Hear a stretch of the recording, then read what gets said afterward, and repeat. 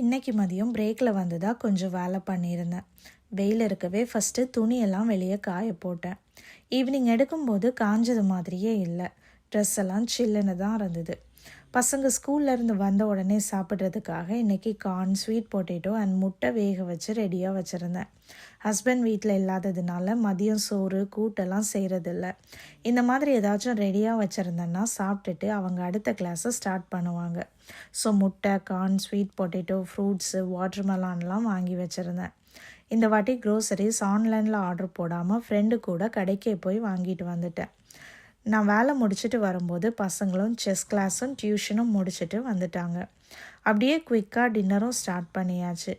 Pasta தான் செய்ய எடுத்தேன். பாஸ்தான உடனே எனக்கு டொமேட்டோ பாஸ்தா வேணும், எனக்கு சீஸி பாஸ்தா வேணும்னு கேட்க ஆரம்பிச்சிட்டாங்க. ஸோ ரெண்டும் மிக்ஸ்டாக டொமேட்டோ சீஸி பாஸ்தாவாக செஞ்சுட்டேன். இந்த வாட்டி வாங்கின தக்காளி நல்ல பழமாக கிடச்சிது.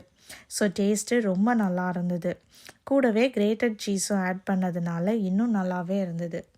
தேங்க்யூ ஃபார் வாட்சிங். இன்னொரு வீடியோவில் பார்க்கலாம்.